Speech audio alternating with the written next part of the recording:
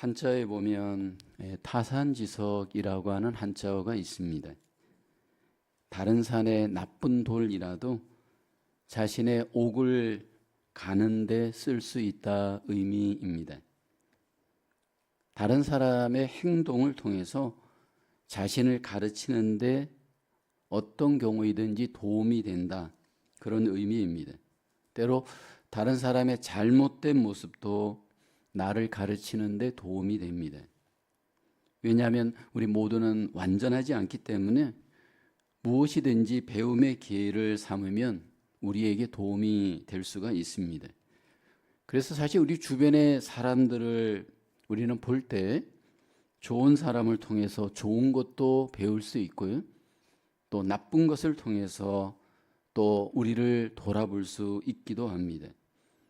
사실 우리 안에는 전부 죄가 잠재되어져 있고 죄성을 갖고 있기 때문에 그 누구도 완전하지 않기 때문에 항상 우리는 하나님 안에서 우리 자신이 배우고 성장해야 될 과제가 있습니다. 하나님이 이스라엘을 가르칠 때 다른 민족을 통해서 이스라엘을 가르치십니다. 하나님께서 구약의 선지자들, 오늘 본문에 살펴보는 아모스 선지자와 같은 선지자들을 통해서 이스라엘에게 하나님이 말씀을 할 때 이스라엘의 죄만 말씀하진 않습니다.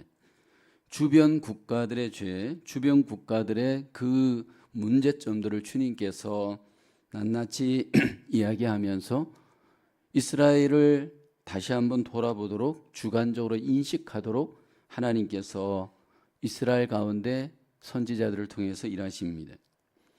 여기 주변 나라들의 그 죄의 목록들을 보면 양상은 다르지만 사실 모두가 하나님 앞에 죄인입니다.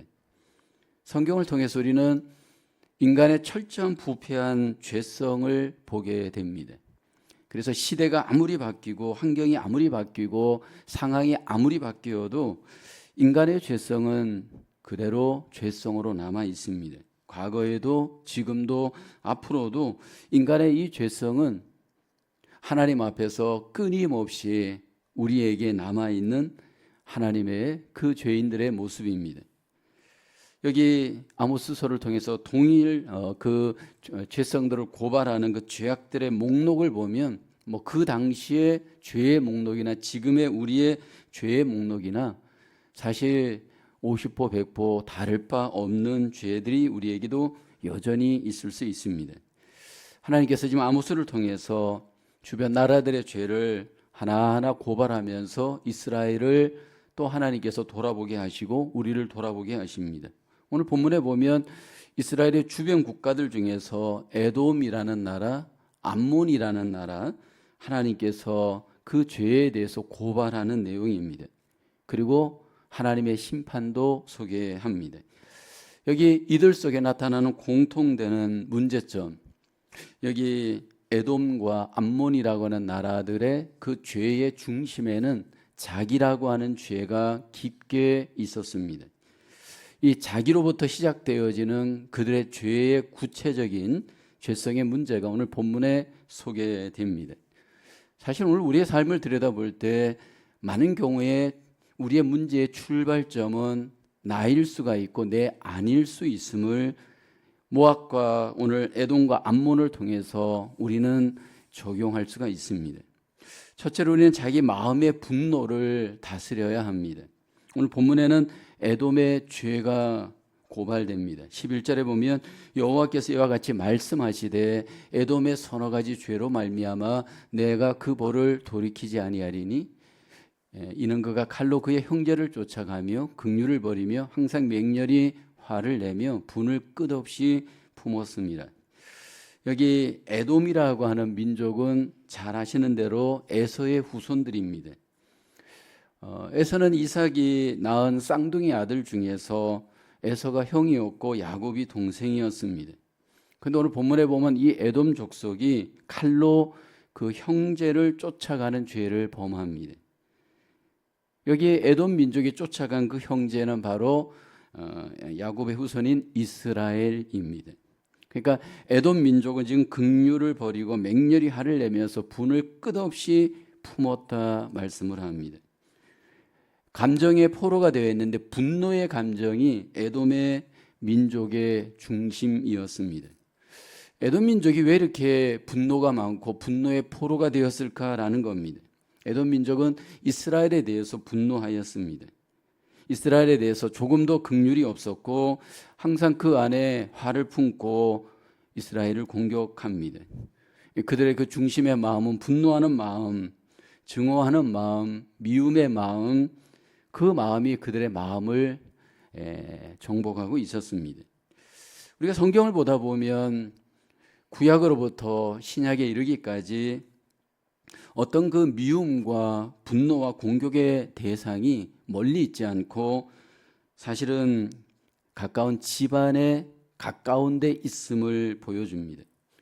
성경에 보면 아담과 하와의 가정에서 형 가인은 아벨을 시기하였고 분노하였습니다. 또 아브라함의 가정에서도 이스마엘과 이삭의 관계가 그 시기와 분노의 관계였습니다. 또 이삭의 가정에서도 여기 보면 에서와 야곱의 관계가 분노의 관계, 서로 대적하는 관계였습니다. 또 야곱의 가정에서도 형들과 요셉과의 관계가 분노의 원수 관계였습니다. 나중에 이스라엘 백성들이 솔로몬 이후에 북이스라엘 10지파와 남유다 2지파로 이렇게 세파로 되게 됩니다. 근데 결국 같은 민족끼리 서로 분노하면서 원수 관계가 됩니다. 근데 오늘 본문에 에돔과 이스라엘, 즉 에서와 야곱의 관계가 서로 화해하지 못하는 분노와 원수의 관계를 이룹니다. 여기 이 관계가 망가지게 된 이유는 거슬러 올라가면 창세기에 소개됩니다. 에서와 야곱이 이삭과 리브가의 가정에 쌍둥이 형제로 태어납니다. 오늘날 형 에서가 자신의 장자권을 야곱에게 팥죽 한 그릇에 팔게 됩니다. 어느 날 사냥에서 돌아와 지친 에서가 너무 배가 고픈 나머지 죽을 쓰고 있는 야곱에게 죽을 좀 달라라고 요청을 합니다. 그때 야곱이 장자의 명분을 내게 팔라 그렇게 제안을 하자 에서가 그 명분이 내게 무슨 유익이 있으려 아주 가볍게 장자의 명분을 팥죽 한 그릇에 팔아버립니다. 성경은 이 부분에 대해서 이렇게 말합니다. 창세기 25장 34절 하반절에 보면 에서가 장자의 명분을 여러 가볍게 여김이었더라. 여기에 가볍게 여겼다 성경은 말씀을 합니다. 이 부분에 대해서 신약 히브리서 12장 16절에서는 이렇게 해석하죠. 음행하는 자와 혹 한 그릇 음식을 위하여 장자의 명분을 판 에서와 같이 망령된 자가 없도록 살피라. 에서의 행위를 히브리서 기자는 망령된 자라고 해석을 합니다. 여기 이 망령되다라고 하는 이 의미는 세속적이다, 육신적이다 의미입니다. 그러니까 거룩한 가치를 모르고 현재에 보이는 육체적인 것들에 더 가치를 두고 영원한 가치를 가볍게 여기는 행위입니다. 그러니까 사소한 것을 위해서 영원하고 귀한 것의 가치를 에서가 몰랐다라는 것을 우리는 이해할 수 있습니다. 여러분, 에서와 야곱의 관계에서 누가 더 책임이 있을까? 성경은 에서의 책임이 더 있음을 성경은 말씀을 합니다. 그런데 에서 당사자의 입장에서는 그렇지 않습니다. 자기 책임보다도 야곱의 책임이 더 크다. 나는 피해자다. 그는 피해 의식을 갖고 있습니다. 상당한 경우에 우리가 인간관계를 하다 보면 어떤 이 분노의 문제가 우리에게 일어났을 때 상당한 경우에 우리는 주관적 자기 기준의 해석과 판단을 하면서 남을 원망할 수 있는, 탓할 수 있는 여지가 우리에게 있습니다. 야곱의 문제점을 보게 되면 여기 에서의 문제점을 보게 되면 자신의 문제점을 바라보지 못하고 책임을 야곱에게 전가합니다. 그리고 야곱에게 분노하고 야곱에게 공격을 합니다. 에서의 우선적인 문제가 무엇일까요? 그는 하나님이 주신 장자권을 왜 팔았을까요? 하나님이 주신 것에 대한 가치를 몰랐기 때문입니다. 여러분, 인생은 가치의 싸움 아닌가요? 우리가 어떤 선택을 할 때 어떤 모든 것들을 우리가 판단할 때 그 선택과 판단의 우선적인 기준은 가치에 의한 것입니다. 근데 육신의 지배를 받고 있었던 이 에서는 영적인 것에 대한 가치가 전혀 보이지가 않습니다. 많은 경우에 우리의 삶을 들여다보면 이 보이는 육신적인 것들의 가치를 두고 그 삶이 지배하게 되어지면 하나님이 주신 영원한 것들에 대한 가치를 굉장히 무시할 수 있습니다. 우리가 구원받은 것이 얼마나 가치 있고 귀한 것입니까? 근데 이것들이 때로 가볍게 여겨질 수 있다는 겁니다. 우리가 교회에서 예배를 드리는 일이 얼마나 귀하고 값진 일입니까? 근데 여러분, 어떤 이들은 이 예배 시간보다 밥 먹는 것이 나에게 더 가치 있게 여겨지는 일들이 있습니다. 하나님의 일꾼으로 쓰임 받는 것이 얼마나 귀하고 값진 가치입니까? 근데 여러분, 이 귀한 가치를 알게 모르게 가볍게 여기는 경우 우리에게 있을 수 있습니다. 만약 우리가 이 장자권을 잃어버린 여러분 에서와 같이 우리의 삶 속에 무언가 문제가 일어났다면 회개하고 내가 하나님께 돌아서면 답은 간단합니다. 근데 장자권을 잃어버린 이 에서가 야곱에 대해서 분노하고 미워하였습니다. 그리고 야곱이 누리는 그 장자권 잘 되는 것을 보고 마음에 시기심을 갖고 야곱을 대적합니다. 만약에 에서가 그 대신에 자신이 행했던 삶에 대해서 돌아보았다면, 내가 무언가를 잘못했구나라고 하는 것을 깨달았다면, 인생의 자기의 어떤 잘못 실수에 대해서 만약 돌아보았다면 야곱의 탓으로 여기지 않을 겁니다. 여러분, 성경을 보다 보면 전부 탓 이야기잖아요. 남의 탓합니다. 환경 탓합니다. 어떤 문제가 발생했을 때 분노하는 분들을 보면 자기에게 문제를 돌리지 않고 전부 외부로 문제를 돌리고 탓합니다. 책임을 전가하고 그리고 그 안에서 분노하는 우리의 모습들이 있을 수 있습니다. 우리가 때로 인생에 있어서 관계의 문제이든 삶의 문제이든 문제가 망가졌을 때, 관계가 어려움이 있을 때 우리는 남을 탓하면서 그 안에 알게 모르게 분노하는 마음으로 인생을 살아갈 수 있는 위험이 에서처럼 우리에게 있습니다. 이 분노가 지배하는 인생, 결국 여러분 그 안에 긍휼이 없게 되어지고 감정의 포로가 되어서 인생을 허비할 수 있습니다.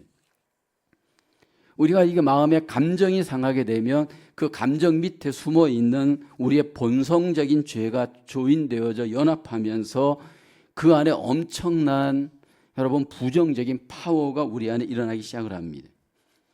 하나님은 정당하게 분노하지만 우리 속에 상처에 대한 어떤 그 마음이 이렇게 요동치게 되어질 때 이 상처의 기억과 죄성이 서로 조인되어지면서 우리 속에 엄청난 폭발적인 분노감들이 우리를 지배할 수가 있습니다.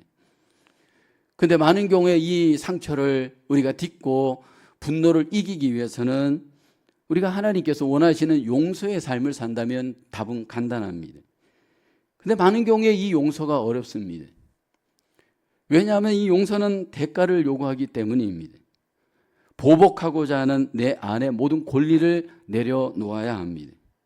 그리고 철저하게 내가 하나님께서 나에게 베풀어 주신 그 대속의 은혜를 기억하고 모든 것들을 은혜 안에서 나를 바라본다면 용서는 가능합니다. 그런데 우리 안에 권리의식을 갖고 내가 심판주가 되어서 하나님처럼 높아져서 알게 모르게 심판하려고 하는 그 마음이 우리를 주장할 때 우리 속에 용서는 어렵습니다. 여러분, 분노하는 인생은 이 땅에서 하나님의 긍휼을 경험할 수가 없습니다. 오늘 본문의 이스라엘에 대해서 에돔 민족이 이렇게 분노하면서 이렇게 공격을 하게 될 때 결국 그의 삶의 현실은 철저하게 망가지게 됩니다. 여러분, 특별히 우리가 이 분노를 하면서 인생을 살게 되어질 때, 관계가 점점 악화되어질 때 사실 가장 그 수용하기 힘들고 감정적으로 여러분 바라보기 힘든 사람이 누구냐 하면 무언가 잘 되는 사람, 자신보다 더 못하다고 생각하는 사람들이 더 잘 되고 모든 것이 자기보다 앞선다고 생각할 때 그 사람을 수용하는 것이 결코 쉽지가 않습니다. 자기보다 못하다고 생각하는 사람이 더 잘되고 더 인정을 받고 더 사람들에게 높아지는 것, 이것은 참을 수 없는 분노감을 갖게 합니다. 에서의 입장에서 야곱은 동생인데 동생인 야곱이 자기보다 더 장자로서 높아지고 잘 되는 모습을 볼 때 여러분, 그것은 참을 수 없는 그 안의 시기심으로 인해서 결국 분노하게 되어집니다. 우리가 인생을 살아가면서 분노하는 에돔 민족과 같이 우리의 삶의 분노를 여러분 내려놓기 위해서는 약한 자를 들어 강하게 하시는 하나님의 은혜를 깨달아야 합니다. 나보다 인간적으로 더 못한 사람이, 약한 사람이 더 하나님 앞에 높임을 받을 수 있고 사람들에게 더 인정받을 수 있습니다. 나보다 못 배우고 못난 사람이 더 잘 되는 나라가 바로 하나님의 나라입니다. 사실 우리가 교회를 함께 세워가면서 관계를 할 때 참 어렵고 힘든 문제가 뭐냐면 세상적으로 실력이 있는 사람이 교회에 와서 인정을 못 받는 경우입니다. 예를 들어서 여러분, 우리가 찬양을 하는 데 있어서 찬양대에서 가장 찬양대 불만을 갖는 사람이 누구냐 하면 음악을 전공한 분들입니다.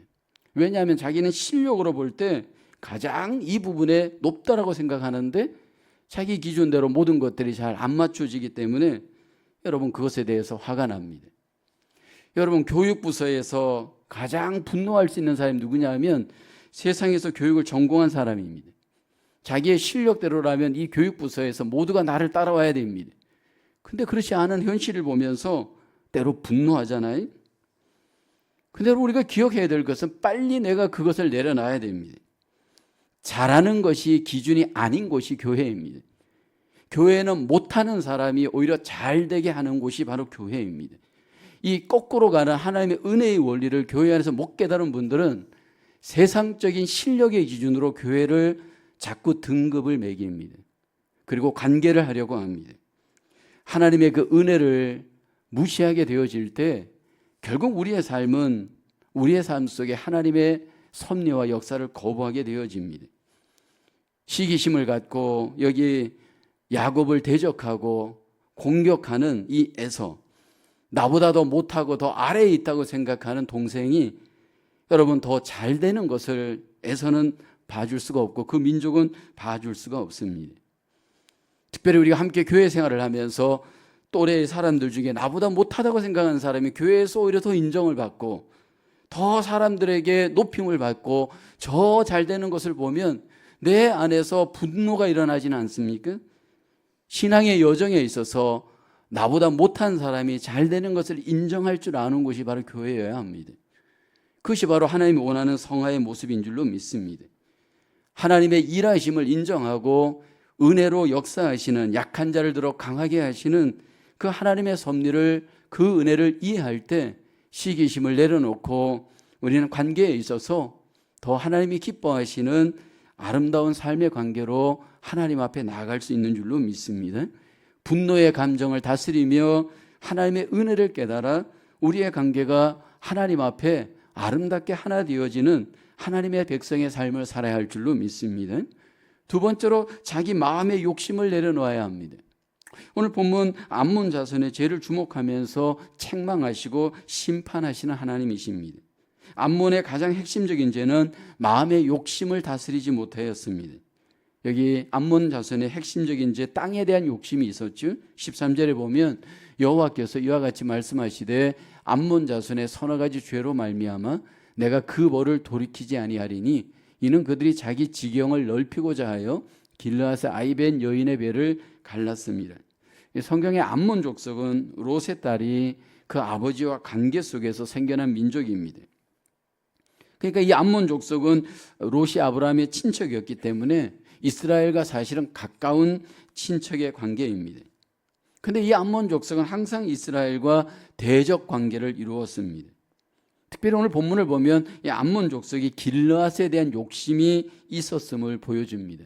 이 암몬 족속이 있었던 그 지역의 북쪽 지역이 이스라엘이 있었는데 그 그 이스라엘의 르우벤 지파, 갓 지파, 므낫세 반 지파가 머물고 있는 땅이 길르앗 땅이었습니다.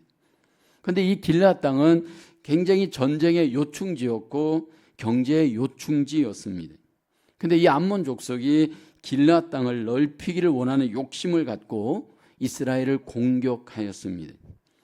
그런데 어느 정도로 그들이 욕심이 가했느냐 하면 너무 욕심이 지나쳐서 임신을 한 여인의 배를 갈라서 죽일 정도였음을 오늘 본문은 말씀을 합니다.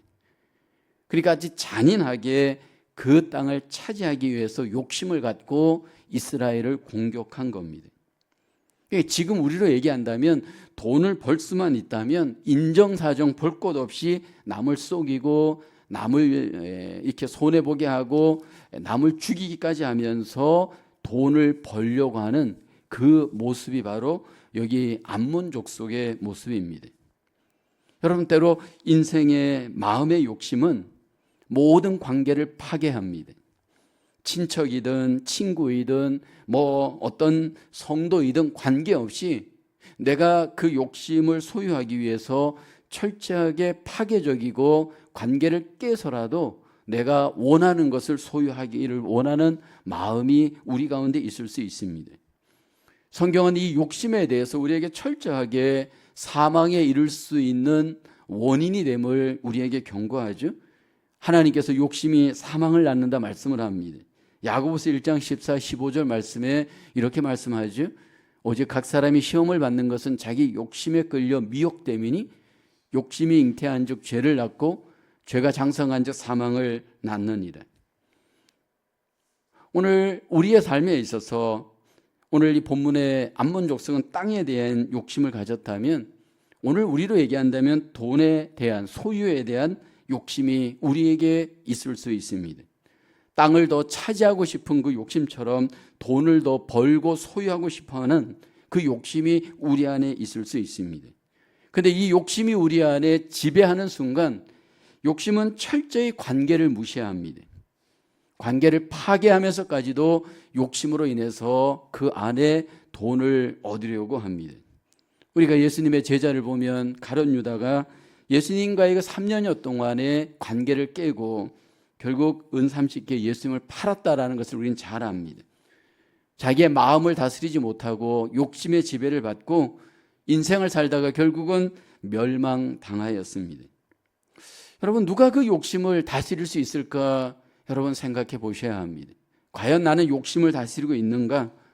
목회를 하면서 제가 많은 성도님들을 대하다 보면 사실 그 안에 가치관의 싸움에 있어서 아직까지도 그 전환이 안 된 분들은 욕심을 버리기가 어려운 것을 보게 됩니다. 보면 그 안에 욕심이 꽉 차 있는 사람은 소유하는 것에 너무너무 집착을 합니다. 사실 믿음이 들어가서 가치가 전환되어지면 사실은 그 가치관에 의해서 욕심은 지배를 어느 정도 우리가 할 수가 있습니다. 예수님을 믿는다라는 것은 예수님을 최고의 가치로 내 마음에 삼는 겁니다. 예수님이 이 세상에서 제일 가치 있고 귀하다라는 것을 내 마음에 인정하는 겁니다. 그럴 때 우리 안에 가치관의 전환이 일어납니다. 가치관의 전환이 일어날 때 욕심이 지배를 우리는 어느 정도 벗어날 수가 있습니다. 사실 우리가 이렇게 인생을 살아가면서 단계별로 연령별로 때마다 우리가 생각하는 그 어떤 기준의 가치들이 있었습니다. 예를 들어서 어린 시절 우리는 장난감에 대해서 얼마나 가치 있게 여겼던 적이 있습니까? 근데 어느 정도 딱 시간이 지나고 나면 장난감이 더 이상 가치가 없다라는 것을 알게 될 때 더 이상 그 장난감 때문에 연연해하지 않습니다. 근데 여러분 2살이나 3살, 4살짜리 아이들에게 그 장난감은 전부인 것처럼 보이잖아요. 아직도 그 가치를 거기에 두고 있기 때문입니다. 사춘기 때 우리는 외모에 얼마나 집착하는 가치관을 갖나요? 근데 그 때를 지나면서 별것 아니구나. 그 가치에 대해서 깨닫게 되어지면 더 이상 외모에 집착하지 않습니다. 많은 여자분들이 어떤 그 가방 명품에 대해서 굉장히 연연해 하잖아요.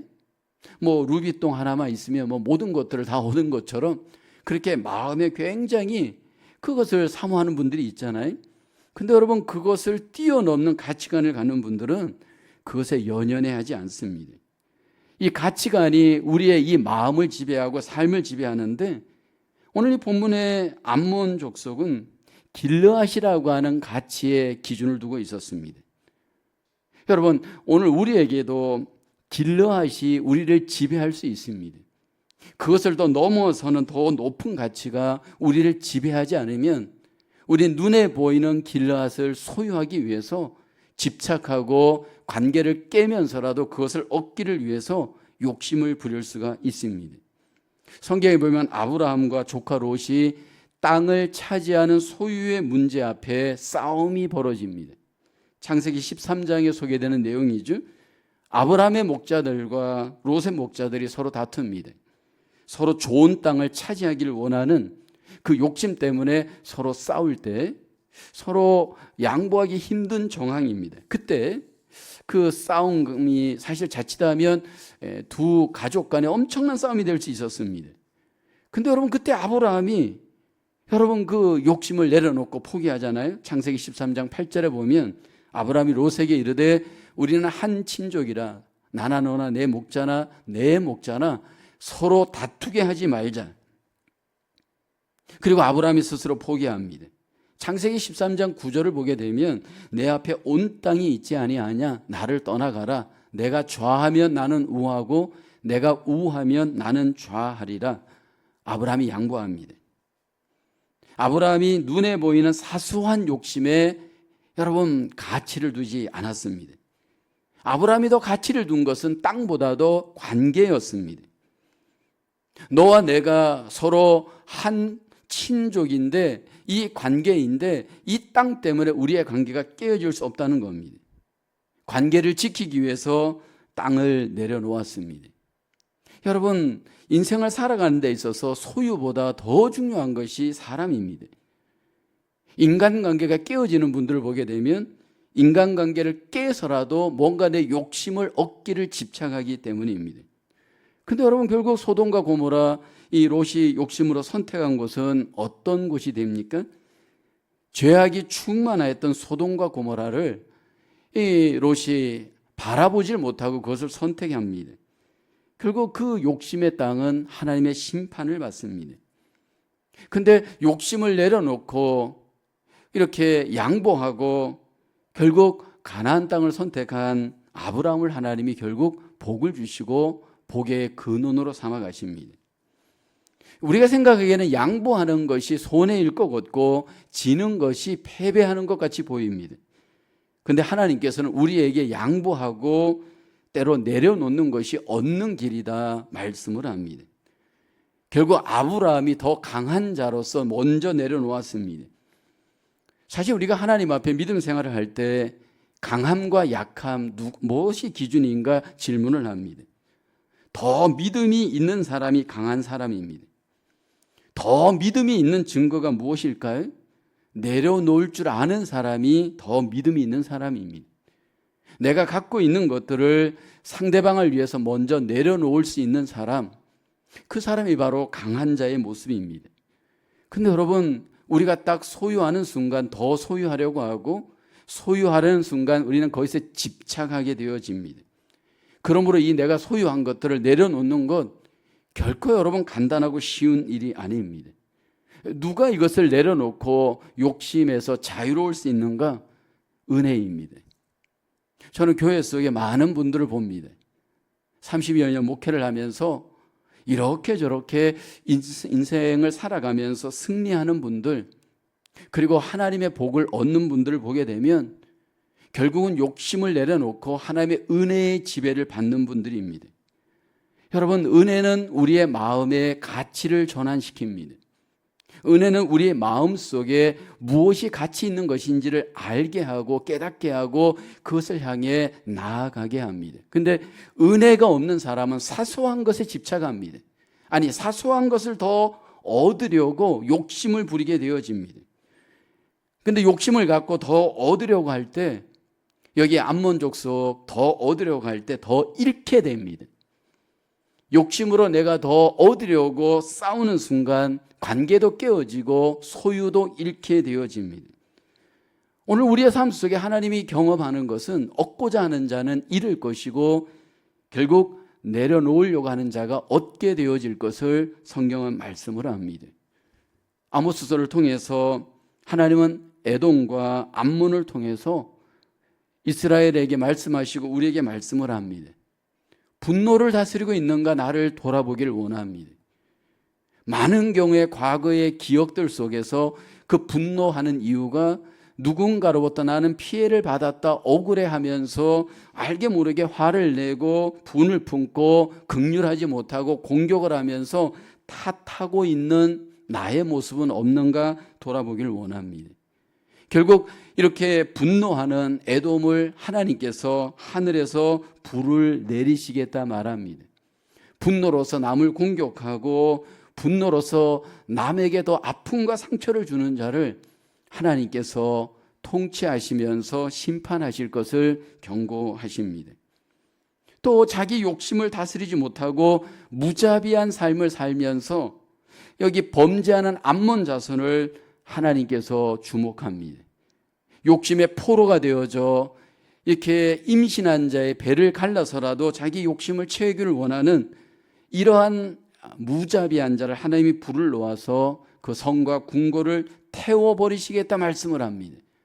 오늘 우리가 돌아보아야 될 것은 내 안에 나는 혹시 욕심으로 인하여서 무자비한 삶을 내 안에 살고 있지는 않은지 우리가 돌아보기를 원합니다.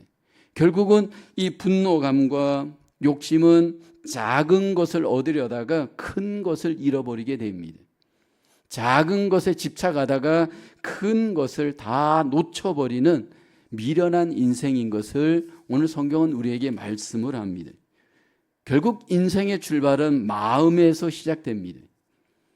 우리가 믿음 생활을 하는 이유는 결국 하나님 나라가 우리 마음에 임하였기 때문에 먼저 이 마음에서 하나님의 나라를 하나님은 누리기를 기대하십니다. 지금 내 마음 속에 분노가 가득 차 있고 욕심이 가득 차 있다면 여러분 내 마음 속에 임한 하나님의 나라를 내가 스스로 제한하는 것일 겁니다. 먼저 하나님은 우리의 마음을 돌아보면서 내 마음 속에 혹시 분노의 마음으로 누군가를 향해서 화를 품고 계속해서 공격하는 인생을 살고 있지 않는지 우리를 돌아보기를 원합니다. 하나님은 또 우리에게 욕심의 포로가 되어지지 않기를 원합니다. 남을 무자비하게 해를 가하면서 욕심을 품고 삶을 살아가는 이 미련하고 어리석은 인생을 하나님은 우리에게 경계하십니다. 나의 욕심대로 지경을 넓히려고 하다가 내 가진 것들까지도 다 잃어버릴 수 있음을 성경은 우리에게 경고를 합니다. 오늘 내 안에 마음이 분노를 버리고 욕심을 버리고 하나님께서 기뻐하시는 마음으로 하나님이 우리 가운데 통치하도록 우리를 내어드리기를 원합니다. 믿음 생활하면서 우리의 마음의 중심을 보시는 하나님이십니다. 마음의 중심이 하나님에게서 멀어질 때 하나님의 공의의 판단이 있을 것을 오늘 본문에서 경고합니다. 저와 여러분의 마음속에 하나님이 기뻐하시는 하나님이 원하시는 마음으로 무장되어져 하나님의 뜻이 우리 가운데 이루어지는 저와 여러분 되어질 수 있기를 주님의 이름으로 축원합니다. 기도하겠습니다. 은혜가 풍성하신 하나님, 우리의 마음 가운데 하나님께서 원하시고 기뻐하시는 뜻이 먼저 마음속에 이루어지기를 기도합니다. 분노감이 우리 안에 자리하지 않도록 헛된 분노감들을 주의 은혜 가운데 다스리게 도와주옵소서. 욕심이 우리의 마음을 지배하지 않도록 헛된 것에 가치를 두고 집착하는 우리의 욕심을 하나님 우리가 내려놓을 수 있도록 우리 가운데 은혜로 역사하여 주시옵소서. 일상의 삶 속에 우리의 관계가 마음을 통해서 하나님의 나라를 풍성히 마음으로부터 천국을 경험하며 이 땅에 임한 하나님의 그 복을 마음으로부터 누릴 수 있도록 우리를 인도하여 주시옵소서. 하나님 앞에 마음을 들여 찬양하며 하나님의 영광을 구하는 주의 백성들을 위로하시고 축복하시고 하나님의 복을 더욱더 풍성히 누릴 수 있도록 하나님 은혜 베풀어 주시옵소서. 믿사옵고 감사하오며 예수님의 이름으로 기도하옵나이다. 아멘.